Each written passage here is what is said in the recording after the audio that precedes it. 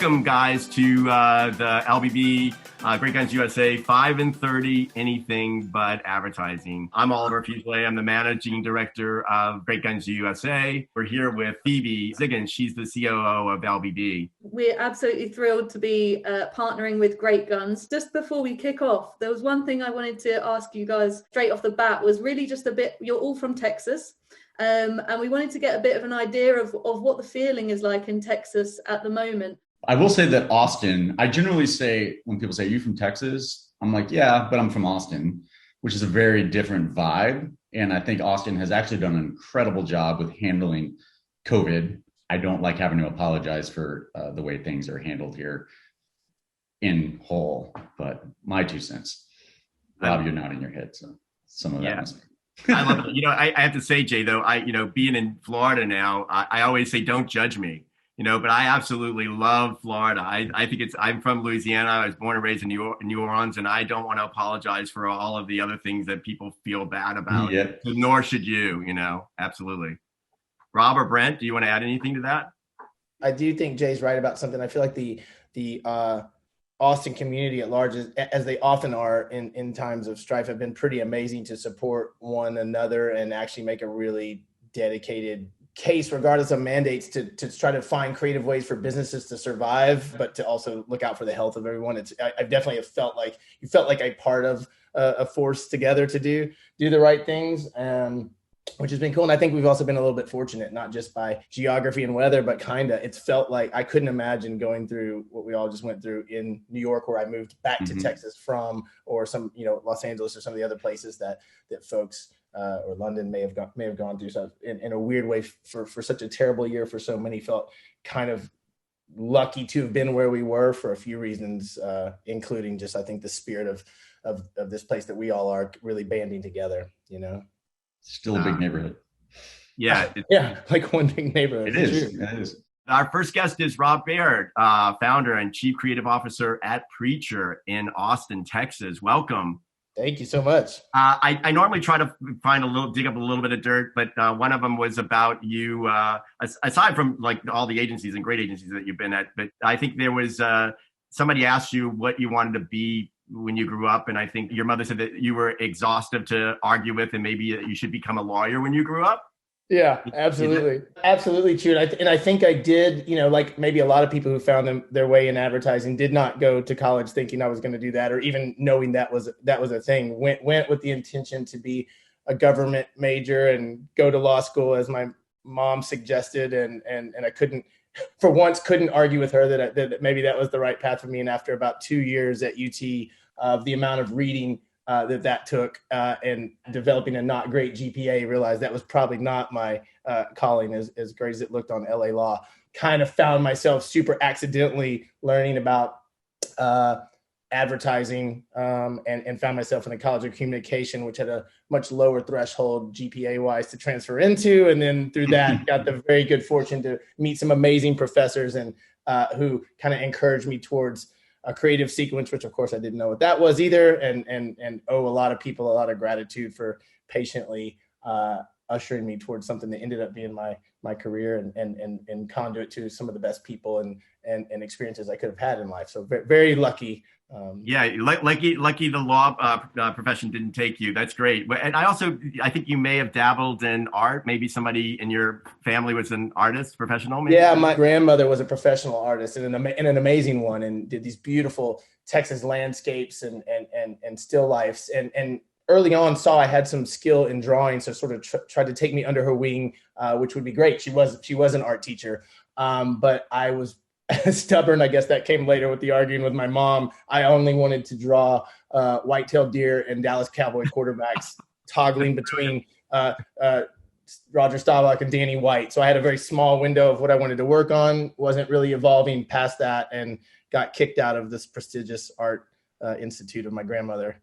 And probably didn't even take art class in high school, kind of left it. And then later on in life, realized that was really a shame that I didn't pursue artistic things sooner. Maybe I'd be a better art director. Wow, that's brilliant. It's a great story. Tell me something. I know that you took over the Karma Lounge, and that is now the home of this great agency. Are there any plaques, or is there any remnants of the lounge? When we moved in, there was a lot of remnants. There was still remnants of a furry room, and there was still a lot of spray paint and blacked in windows, and you could tell it was a very vivacious club when we took over. I'm not sure what kind of karma was happening there, but we resurrected that space. That was our home for actually the first 6.5 years of Preacher. Now we're actually in the process of moving. By coincidence, our lease was up in the year of COVID and kind of had to unceremoniously move out. So we're about to move into a new home. New journeys are always good. So I wish you well there. Our next guest is Brent Holt, who's the head of integrated content production at Dell in Austin, Texas. Welcome. Thank you very much. Nice to see everyone. You've done everything from, working with Method Studios, Brand New School, Gray and GSD&M, and Beast Editorial. But I'm sure a lot of people don't know that you actually worked with Tony K Pictures, which I think is crazy. And while we're doing that, I'm going to hold up a photo, and I'm not sure if you guys can see this, but I don't know if it's Halloween or the beginning of COVID, but maybe purely COVID. What do you do to make fun on your very early Zoom calls? And I bought a $2 mask on Amazon. That took like 6 weeks to arrive. What about Tony K? That's a pretty interesting kind of gig. When I went to Gray, I worked on this campaign, and my creative director, it was black and white. And he said, "You got to find Tony K." And I was like, "Do I have to?" Because there are other guys. And he said, "No, find Tony." And we ended up working with him. I was nervous as hell the whole time. And he was a dream. He and I bonded over a massive Beatles fanaticism. And then when I was freelance, he asked me if I wanted to EP for him for a shoot with Ogilvy Chicago. And so I spent a month as his producer in Mexico City. And wow, it was a challenge. Wow. I work with him as an agency producer again tomorrow, but I can't work for him. No, absolutely. Our next and final guest is Jay Russell. He's the Chief Creative Officer, EVP of GSD&M Advertising in Austin, Texas. Welcome. Thank you for having me. Absolutely. I think, my little finding about you is something. I think you entered maybe a contest, some kind of painting or coloring contest or drawing contest. You want to maybe talk about something? In kindergarten, it was to draw. It was like one of those state contests. And it was like, draw a monster and then draw its footprint. So I drew the monster. And this is actually, when you think about it, it's not creative. It's pretty lazy. So I'm like, I don't know what his foot looks like. He's wearing Nikes, right? So his foot was a pair of Nikes, right? And like, they're like, "Oh my God, that's so funny. That's so hilarious." Context is everything, I guess, but it wasn't, that led to a blooming career of Rob, our story is so similar. It's crazy. I had a teacher that's like, "You can draw sweet Van Halen logos on your notebooks. Like, your notebooks are what you should be doing for a living." And this was in college. So I had teachers get behind me. Very fortuitous to meet a lot of awesome people that, helped me focus those Van Halen logos into something bigger. Family's FBI. I'm supposed to be an FBI agent, and Rob, you're a lawyer. So that would be a very different Zoom call. Yeah. Did you grow up in Houston? Where did you grow up? I saw that you made the Houston Chronicle for something. Maybe it was for that particular. Oh, yeah. That was kindergarten. I was born in it was kindergarten. Well, thank you for sharing that. I really, really appreciate it. Fun stories, boys. Let's get started. So the first question is, the power of words are more important than ever. What is the most inspiring and what is the most annoying word or words that have stood out to each one of you in the past year? And I think we're going to start with Rob. Oh man, and you're going to start with me. The power of words are important. This is the question of the questions I struggle with, because I think the words that we've been saying a lot at Preacher, and it's going to seem like I'm trying to be so on brand, but it's just soul, just trying to find some soul in what we're doing every day. And, we probably made some early t-shirts and stickers that use that word a lot, but we actually really needed that word because it absolutely has been trying. I'm sure we've all felt that in our varying ways. And so I think reminding ourselves pretty daily or sometimes hourly why we're trying to do the things that we're doing and where we can find some soul and even some joy in a really hard year for so many reasons for so many people has kind of kept us together as a crew, made all the more difficult. Great word.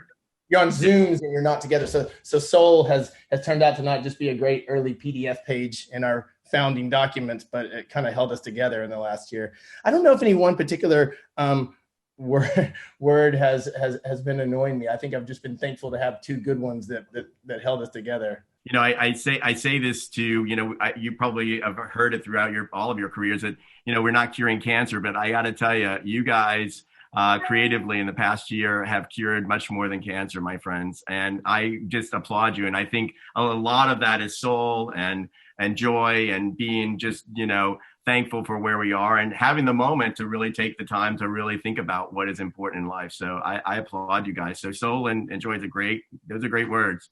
And, you know, we have enough negative words, so we don't need to have that. So I'm okay. Brent, what about you? Not to be too cliched, I do think vaccinated and vaxxed are my favorite words recently. And we just took a trip. My girlfriend and I just took a trip. And it is interesting just to go to another city and talk about, yes, we are vaxxed. And you feel like you've accomplished something and you're doing something for not just yourselves, but, you know, the greater good of doing that. So that's my favorite, most recent. And then my least favorite is, funny enough, I just thought of this yesterday. The word agile has started bothering me really bad. I have coworkers who can't figure out their messaging and delay, and take away creative process, take away production time. You just need to be more agile. And that has started driving me a little crazy. So that's my least favorite word of recent. Jay, down to you. My least favorite is "can we not?" And that's from my 12-year-old daughter. If I hear that phrase, "can we not? Can we not? Can we not?" like every 2 minutes, you know, you live in a house. I mean, oh my God. Like, not just her, the entire house. Can we not? Anyway, I'll shut up about that. My favorite phrase that has been really inspiring and quite honest, like, it's really changed the way I think, because I was shoveling snow off my roof that was collapsing with my neighbor in Austin, of all places. And I was talking to him and I'm like, you know what? I can't wait for this to be over, because I'm going to go buy that Tacoma. I'm going to go buy that Brent. I'm going to take these trips. And he just stopped me. He's like, you know what the problem with Americans is? He's like, it's you. The problem is you live life like a dress rehearsal. And I'm like, holy crap. I'm like, you live like, you get one chance, Jay. Like, why are you waiting? Go. Stop living life like a dress rehearsal. And I honestly wake up and it's like the first thing I think of.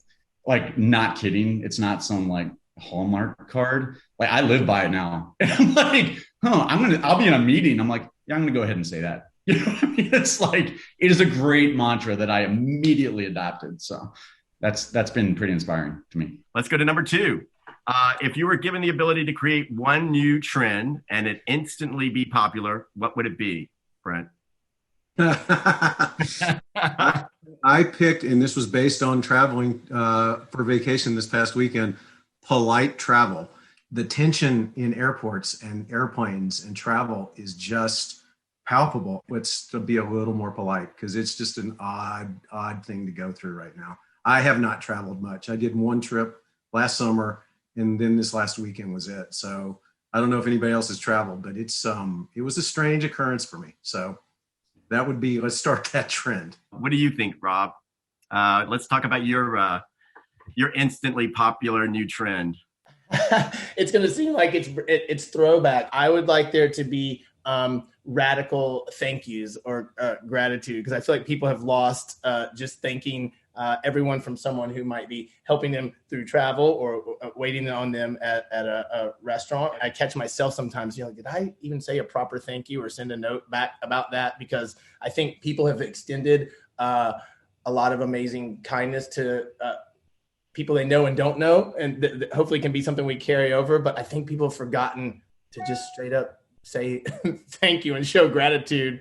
And I worry if we don't do that, then are we going to lose all the good things that are happening? I think everybody's been through such a hard battle. Let's elevate the appreciation factor. My second choice is going to be adult naps, but I don't think that's going to be as real. Let's bring it back nap time at like 2:30, just for 20 minutes. But everybody does it the same way. It's like, whoops, lunchtime, it's nap time.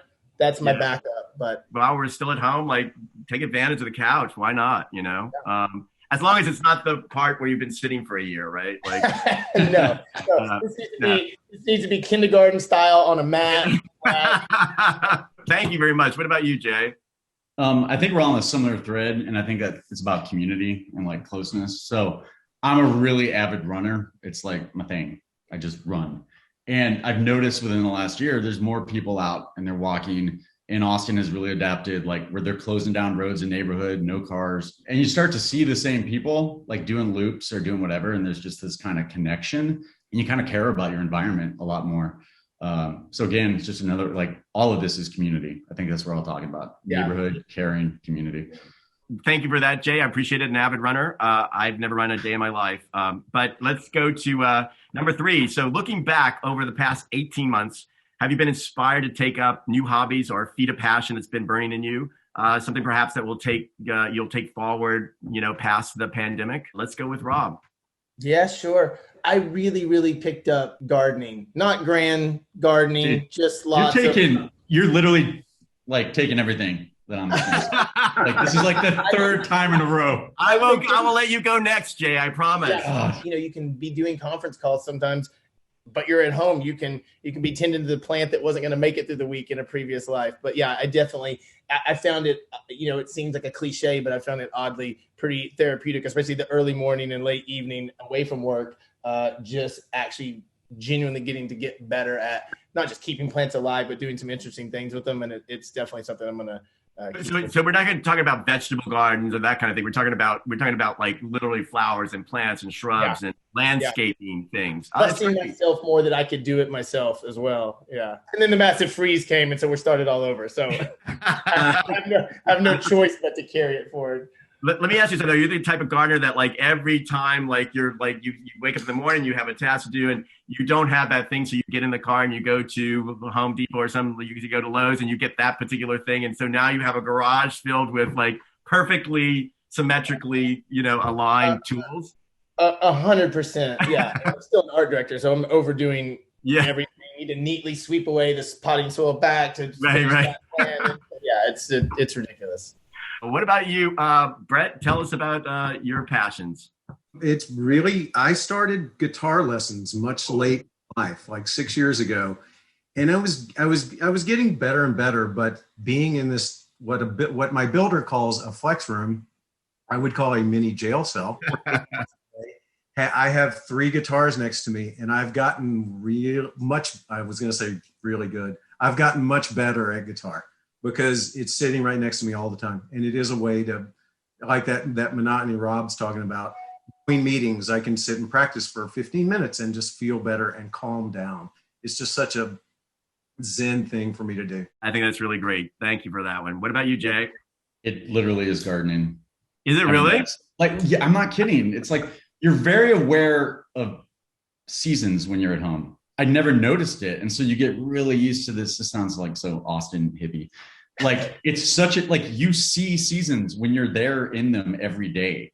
And it's something you can kind of control that gives you gratification, which we don't get often. You know what I mean? So it's like, it's something that is yours. And I will run in every day. I'm like, oh my God, Vicky, it's my wife. I'm like, it grew. And she's like, Jay, that's what plants do. I'm like, but it grew because of me. And she's like, not really, but that's cool. You're in tune with it. It's a very it's been really cool to like see the seasons. It's been really nice creating areas. You're working, right? And you're looking for different places to work. So I'm like, I'm going to create 6 little places outside I can work. The next question I'm going to turn to Phoebe. Go ahead, Phoebe. Yeah, so I wanted to ask you guys a question for here. What your best mic drop moment was? So, because knowing that both of these guys are on this call and they've won way more awards than I've ever won, I thought about this question a lot. And my mic drop moment, and they would understand this. I grew up in this tiny conservative town in West Texas. And when I was in Dallas and got my first job in New York, that really was still it for me. I'm hoping I have another one at some point.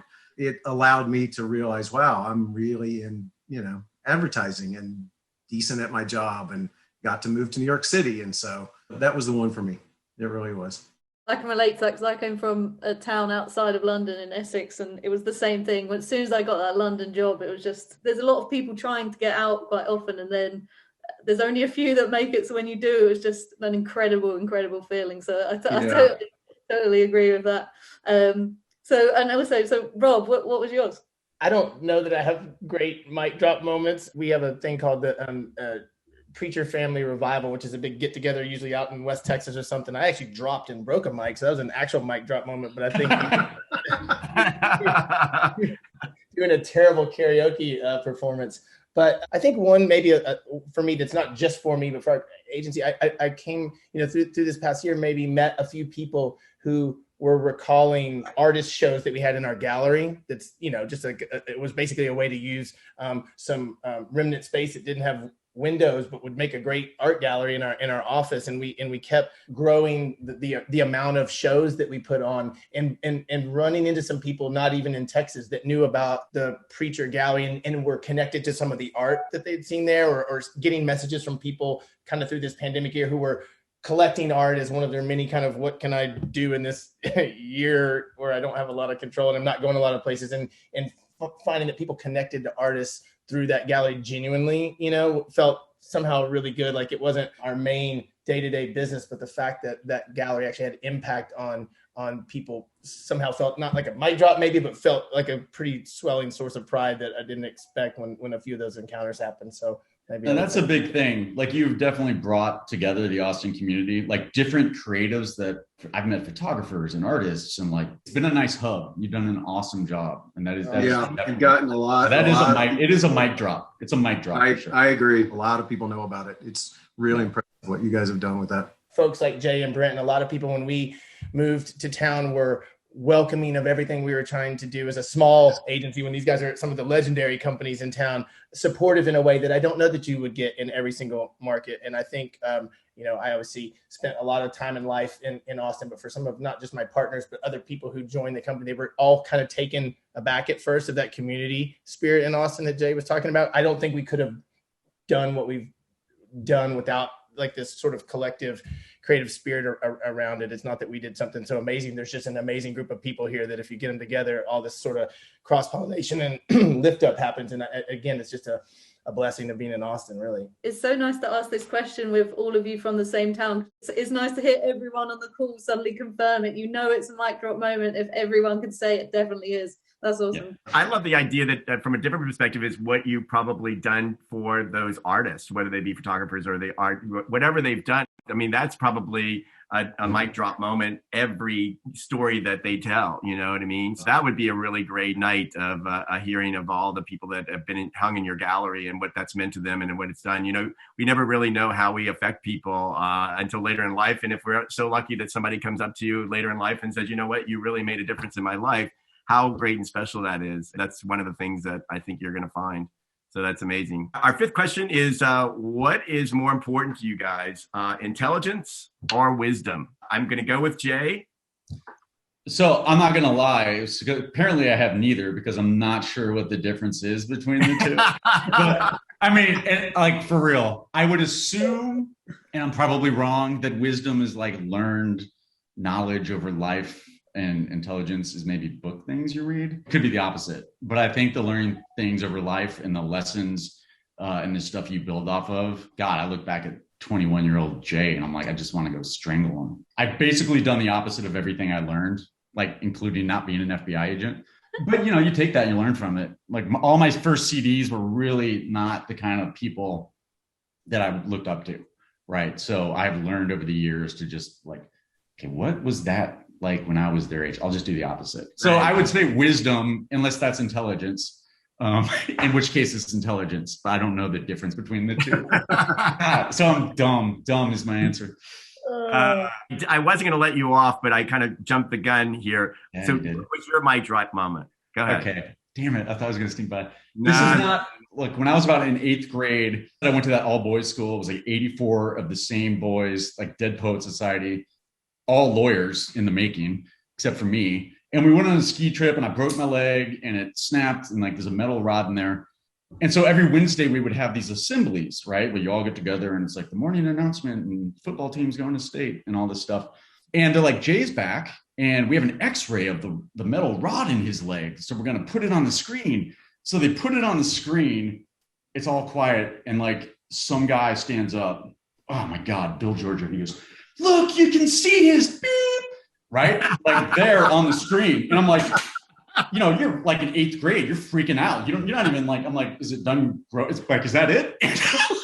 So it's this moment. And I'm like, oh my God, like this is the moment. And I stood up and I'm like, yeah, that's it. Look at it. And everyone's like, oh, he likes it. And that was it. I never heard about it again. But like my life would have been a completely different. I'm not kidding. Like that was the moment in my life where I'm like, this is it. I'm either going to get bullied and like hide for the rest of my life, or I'm just going to own it. So that's crazy. And today, do you have to like declare metal in your body when you go through, I did, but the calcium has built up. So it's, oh, right. This is not interesting. Yeah. I got it. Well, thank you for that. I learned something. I did not know Jay was bionic. It makes sense with his running, but he runs. He's got metal. Exactly. Mm-hmm. You're absolutely right. Brent, what about you? What is more important, intelligence or wisdom? Same with Jay. I did struggle with the question a little, but I do think just experience, the wisdom you get from experience, but also grasping on that experience and learning from it and being better because of what you learned. I really think that's the key. And I feel Jay's 21-year-old. God, I wish I was not so stupid back then, but I'm slightly less stupid now because of just some things I've learned and how I've grown and gotten better at my job because of what I've learned, as opposed to, some people don't do that. And so I think the wisdom of growing with that knowledge is the best thing. Good. But sometimes you look back and wish you were 21-year-old. With this knowledge. Yes, exactly. But yeah, like I wish I would have done some other stupid things, Dan. So exactly. Yeah. I love it. What about you, Rob? Yeah, same. Not trying to just be agreeable, but and it's interesting because I don't think wisdom necessarily has to mean many years either. I look at some of our younger employees 3-4 years in, and I'm like, man, they are so wise because some of their life experience stuff just started more accelerated or earlier than maybe mine did, 2 decades before them. And so for what we do and what it seems like is happening in many industries now, everybody's got different kinds of intelligence, whether it's emotional or actual, just off the charts, brain power. But if you can make the most of whatever you've got there via experience and learning from others, it just feels like that's the most important tool is the wisdom. So I would agree. Well, look, that's our 5 questions. We do have a bonus. We have a couple of bonus questions, but I want to ask you before I ask the bonus question, like, is there anything that you guys want to say that may somehow motivate, inspire people? I'll start with maybe you, Jay. Whatever it is, like you get paid for your opinion, right? Like in this industry.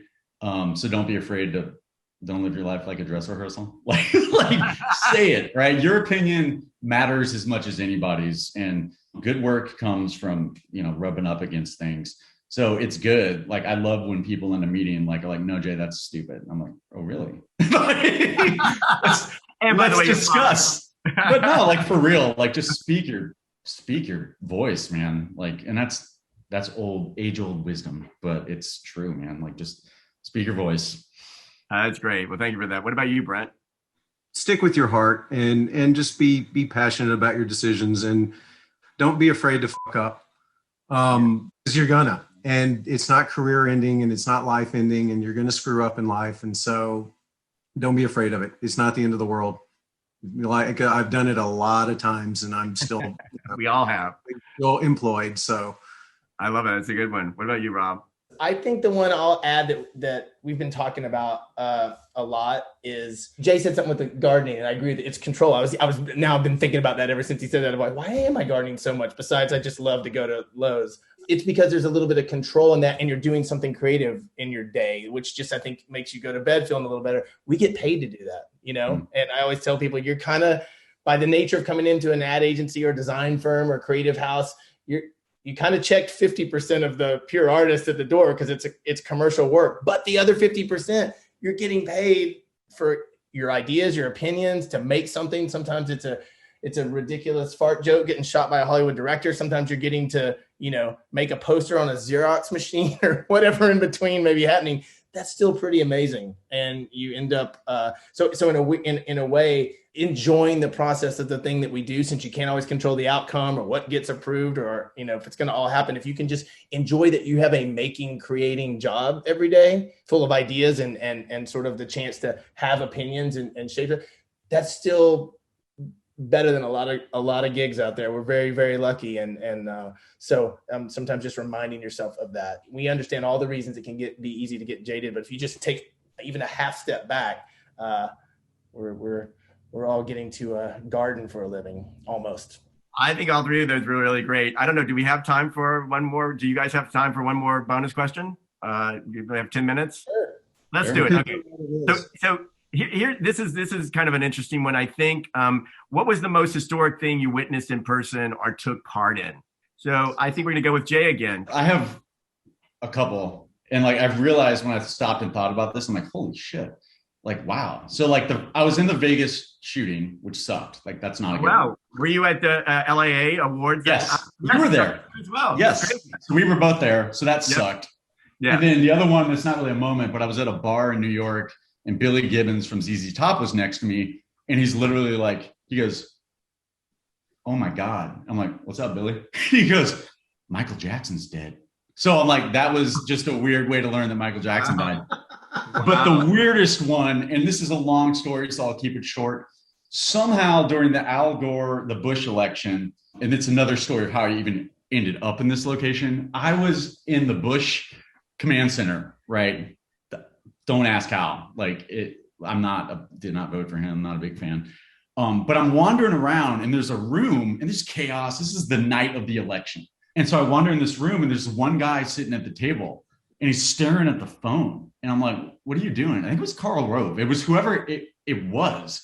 And I'm like, what's going on? Like, what are you doing? And he's like, I'm waiting for the call. And I'm like, from who? He's like, for hopefully the future president. And the phone rings and he picks up the fucking phone and he's like, I'll let them know, Mr. President. And I was like, wow. The next day I'm like, I was like the third person in the world to know that this was happening. And another great story is how I even got in there, but I'll tell these boys over a beer. Yeah, no, I'd love to be at that bar. Thank you for that. What about you, Brent? Sadly, 9/11. Ah, you were in New York. Wow. Yeah, I lived in Battery Park City on 9/11. So sadly, not to be a down on this call, but that one still registers more than anything. So I lived next door to 9/11 for 2 years after it too, or ground zero. So you stayed in the city the whole 2 years. Yeah. In fact, you got the government paid you money to stay in your apartment. You got stipend because everybody was vacating Tribeca and Battery Park City, and so yeah, we stayed. And I'm still on a health registry. I get a health registry from New York City every year, and you check off a whole lot of boxes of how your health is. It's pretty impressive how they are trying to track that. What about you, Rob? I don't know if I can. I was trying to think, and like I probably at some point have been fortunate enough or unfortunate enough to be, near some really huge thing happening in our country or in our world, and it's not coming to my mind. But one thing that came to my mind, it's just a reminder of how sometimes lucky we can be, even on the sidelines through this creative industry. We were doing a project with this. At the time was up and coming and is now a superstar, Leon Bridges, who's a Texas music artist from Fort Worth, who's blown up. But this was kind of in his formative trajectory, and we're doing this project, and we're on tour bus with him, traveling and making a little mini documentary thing. And he got a call from the White House. The White House call made me think of this, from Obama asking him to come play with a bunch of other huge, superstar artists at the White House for him and Michelle, and sing a Ray Charles song. And it was just surreal to just be sitting there trying to stay out of the camera shot while you're watching this really sweet, amazing talent and just a good person get a life-changing call like that right next to you. So it wasn't, but sitting 6 inches from that was pretty special, to just remember how many sort of good creative things can happen in the world around you. It was a cool thing to watch. Wow.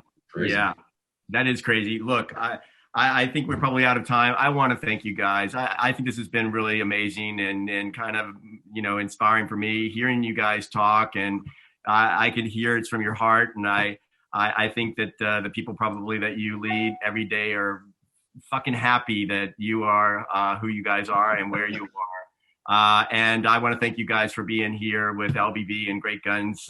I think you guys are terrific. So I wish you all the happiness, great health, and again, I want to remind you that, you cured a lot of things this past year as creatives and leaders in this industry. And don't let anybody tell you anything different. As a production person, we admire and support everything that you guys do. So thank you again.